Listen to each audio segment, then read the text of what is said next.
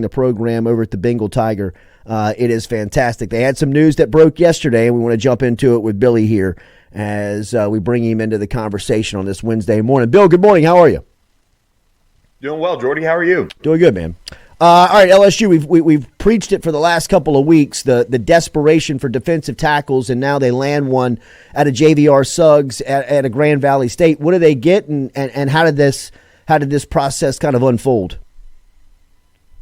Yeah, Grand Valley State, Brian Kelly's alma mater, a really familiar place for a lot of people in his family, and they kind of got the tip on this one that, hey, we know you're in need of a defensive lineman. Here's somebody we think you should take a look at, and they did. And I know it took a winding road to land one defensive tackle in this actual spring portal window. They got Gio Paez earlier this spring, but JVR Suggs is going to have 2 years to play, which I always think with defensive linemen is really nice, because as we saw this spring, they are so highly sought after. They are really hard to get when it comes down to the really good ones. So if you can add somebody with multiple years, I think that's always a plus. And nationally, colleges and collectives, I guess they're one and the same at times, are looking at that as a big positive. So JVR Suggs had programs like Michigan, USC, Kentucky, Wisconsin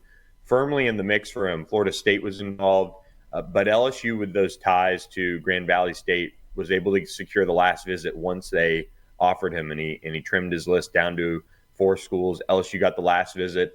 This was going to be a matter of if he was willing to leave, his home area and come all the way down to play in the South. And LSU made him feel at home on the visit.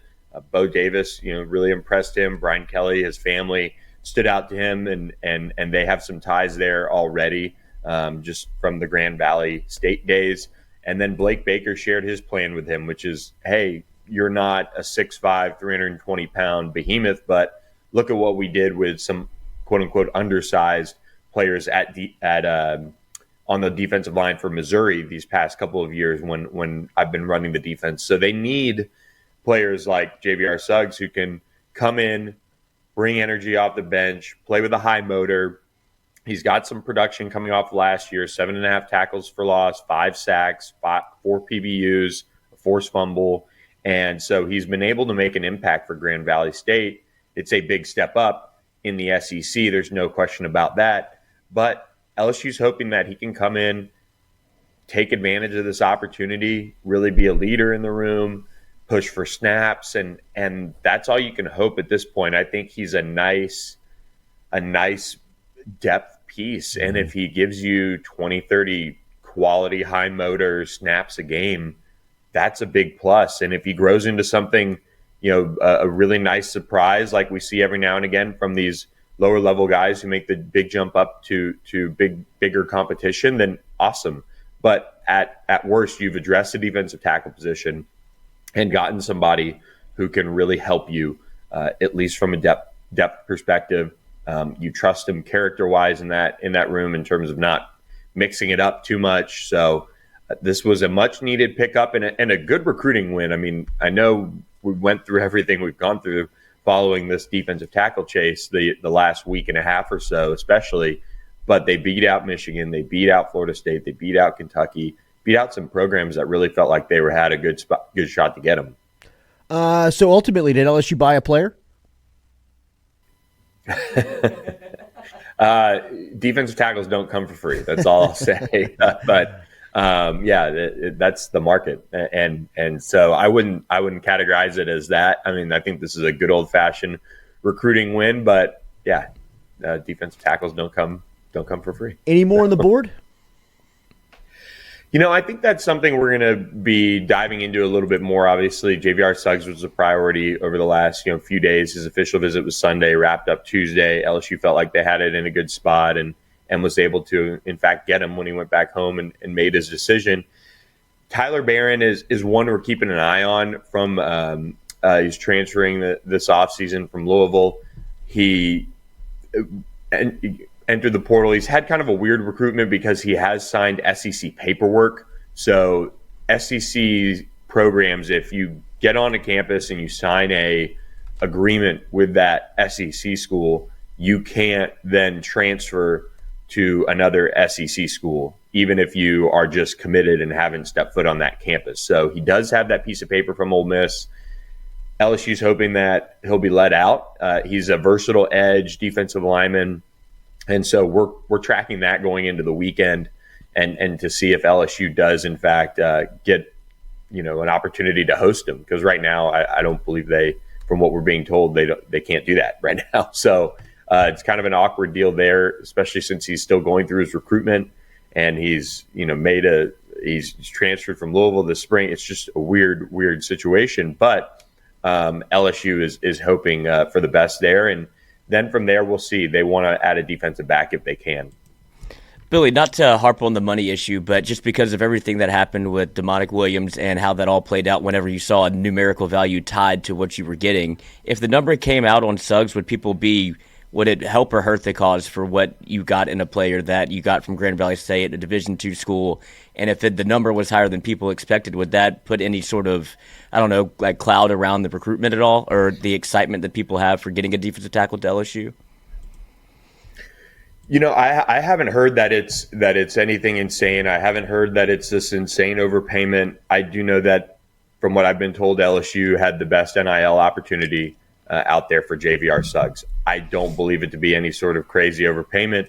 I do know that they had a need, and I mean the market kind of dictates that. And I think looking back, they would have liked to have just taken Philip Bliddy and been done. And even then, that might have been a overpayment for him. But obviously, at the time they had different information in terms of, well, here's the other guys on the board. Here's where we think that's going to end up. And so let's take our stab there. And Philip Bliddy ends up transferring to Auburn. So it's kind of a tough thing to kind of answer when it comes to the overall market, because the market changes almost daily. I mean, even Demonic Williams, he didn't get the number that ended up being floated because LSU backed off of that, Texas backed off of that, and Oklahoma even called his bluff. And so he ended up, landing on Oklahoma. So he didn't hit the 7-figure mark like was being reported. That was where it was trending because it was so competitive. And eventually people looked at their own rosters and said, we can't do that. And Oklahoma was a team that did a good job recruiting him. They had all three schools had great NIL opportunities. I mean, I don't see how LSU, that's the one thing about this whole last week and a half of talking about NIL and defensive tackles. You can't sit here and say LSU is poor. I mean, you're talking about the jumping off price in terms of NIL for Demonic Williams was $500K, and LSU got him to visit. So they were willing to go there. They ended up going a little bit higher than that, and it just wasn't enough. And the whole situation just, just got wild with all the, there's a difference between asking price and what you end up getting and all of those things. And so LSU's not poor. The spring transfer portal window in terms of finding a difference-making defensive tackle did not necessarily go their way. We'll see how JVR Suggs and Gio Paez pan out, but they're not poor. It just is a situation that should have been more of a priority to be figured out and handled in the fall portal window. I think Brian Kelly would tell you that. Even though he was contemplating a defensive staff change, he probably looks back and maybe thinks, you know what, I should have drilled down on whoever was left in my personnel department to go get a defensive tackle, or somebody on the staff find the ties and go get a defensive tackle, because it got ridiculous this spring for some of those guys. So LSU's keeping their eye on Tyler Barron from Louisville, as you said. Right now, it seems like this is going to be the makeup of the front. What do you make of the room heading into the season? Defensive tackle. Yeah, defensive tackle is it's interesting. I mean, I think that's the only way to put it. I mean, you hope with Bo Davis coming in, the way he's been able to develop some of his players, you can get a strong season out of Jacoby and Guillory, and he can finally break through and be, sometimes we've heard over the years just of those guys that have really waited their turn and waited for their opportunity to be the guy. And if he can seize that, I mean, because he's a great great dude. I mean, Jacobian is awesome, and you really hope just being a kid from Louisiana who was highly regarded, hadn't panned out the way maybe he's wanted it to, or anybody's wanted it to for him. But now he's got that one more shot to really make a difference, and you hope with this new change and a new position coach that this is it for him, and he breaks through. So there's that hope. There's a lot of hoping that guys develop in Gio Paez and JVR Suggs once they get here. And then you have Preston Hickey, a walk-on. You have Sean Washington, who needs to develop this summer. Dominic McKinley arrives this summer. They can move guys around, maybe Savion Jones, slip him inside, and just say, you know what, we're gonna move an athletic piece inside and see how it goes, and maybe it's more of a natural fit for him, and go from there. But it's a room that they're gonna have to manufacture some interesting ways to create disruption, to create pressure, to create stops at the interior of the defensive tackle position. So I think Bo Davis, Blake Baker, and even I guess Kevin Peoples, because it sounds like they're going to take at least one of their guys and probably plug them inside at times. They've got to be creative, and that's something that with Blake Baker's defense, he's had success with guys that are quote unquote undersized. So maybe he can find something on the defensive line as a whole that fits, and they can run some different packages and things like that. They do have a really solid linebacker group behind them, and a good group of edge rushers. So, you need some players to really step up this offseason and develop. That's the big thing right now. Bill, we spent so much time talking. One more there. You mentioned maybe sliding a guy down. Would that be Savion Jones? Would he be the top candidate there? Yeah, I would say so. I think he's got the length. If he can pack on some weight, that would be ideal, obviously, to play in the middle. He's got a huge frame, so maybe that's something that they can get done over the course of the summer. I would say he's the ideal candidate to move inside.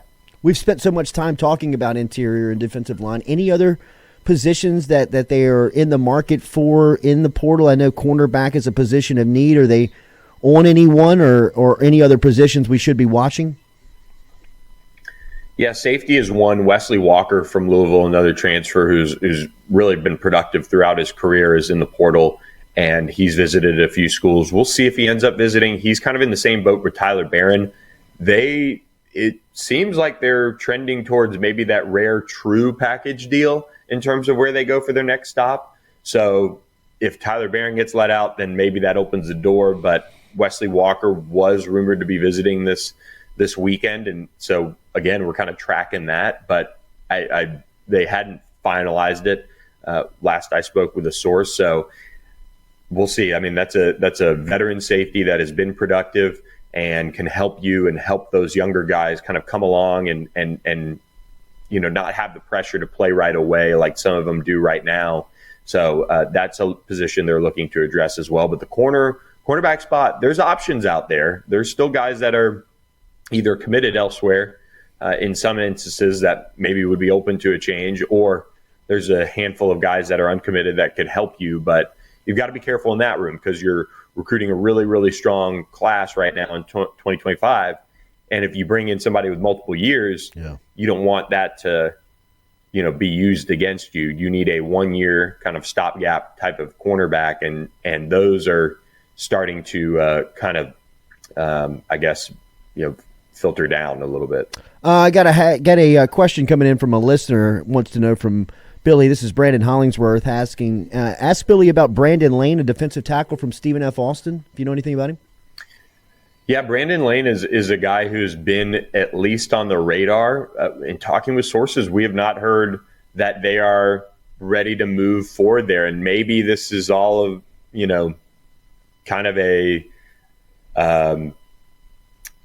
plan to, make sure JVR Suggs knows he's the priority. But we've really not heard too much about Brandon Lane. But yeah, he's from Michigan State, and he was committed to Michigan State at one point from Stephen F. Austin, and he's kind of a big body. He's listed at 6'3", 300, so I don't know if he is that size, but he's had, again, some programs that were in the mix for all these defensive tackles, TCU, Oklahoma, Texas A&M. There's a bunch of schools that were at least in the mix. He hasn't he hasn't ended up anywhere, and he's been on the board now for since the beginning of May, reopening things after decommitting from Michigan State. So he had 44 tackles, 6.5 tackles for loss in 2023. So a solid season, but we haven't heard that they've really started to move on him at this point.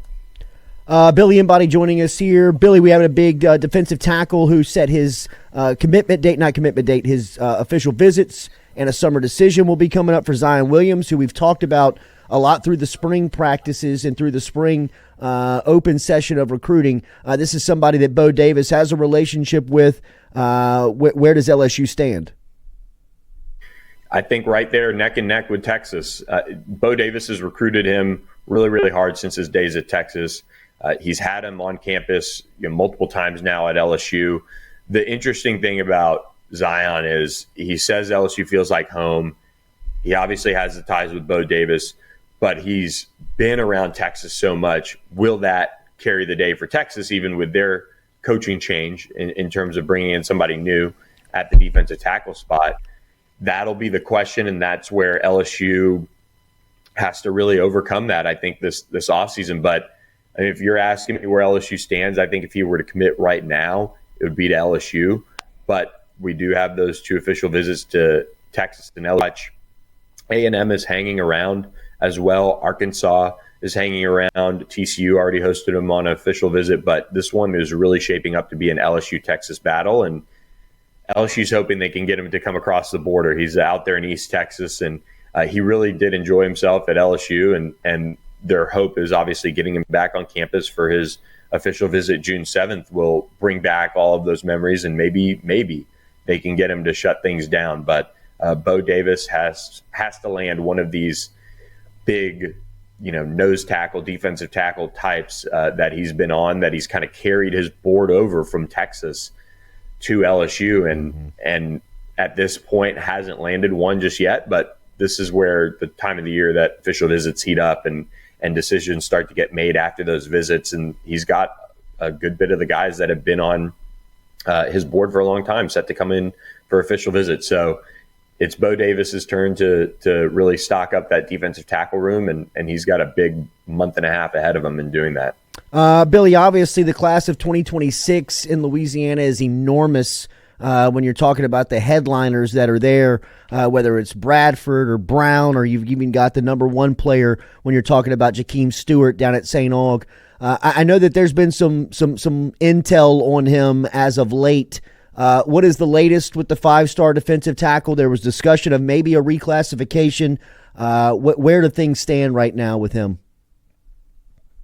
Yeah, I would say the reclassification talks is still ongoing. I think he's got to, if he's going to be able to do it, he's got to go through summer school and do all those things and get it all lined up. I've heard some things that St. Aug isn't necessarily a school that you can really accelerate it like that, but it's, I mean, kind of the reclassification stuff has got to come out of nowhere over the last few months that it's kind of picked up steam. But we'll keep an eye on that piece. At the end of the day, he's a massive priority for LSU. He's a massive priority for Texas, USC, some other schools around the country, Georgia, that have been recruiting him for a long, long time. But I have heard that LSU has been putting everything they possibly can into getting Jacem Stewart. They know what it would mean if he left the state, especially, I mean, not only from a talent perspective, but just from a perception and locking down the state.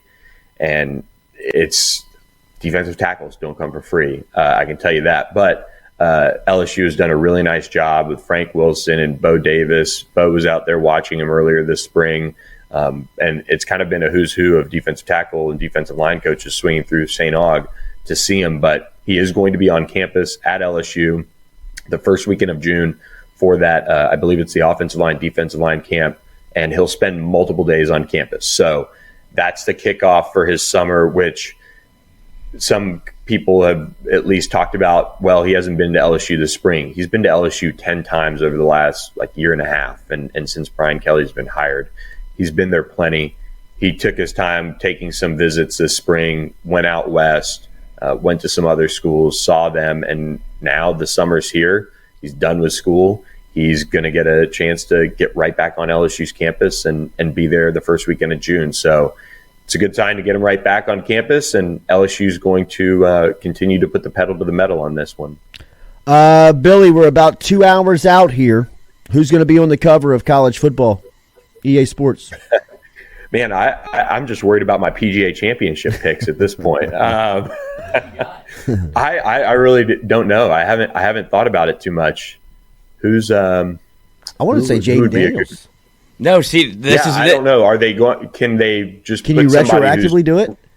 Well, now can you either put somebody who was in college last year, or now with NIL, can you just put the guy who, the guys that are in it now? Huh? Yeah, I feel like it's going to be someone in college. Yeah, the NIL has changed everything. Yeah. They have Quinn Ewers on the cover, and I kind of think it could be Quinn Ewers, honestly. Travis Hunter. I wish we could see the Nuss Bus on there. Travis Hunter would probably be a good bet. That's probably a good bet too.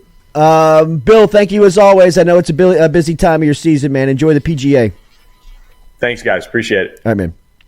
Valhalla. At Billy Embody.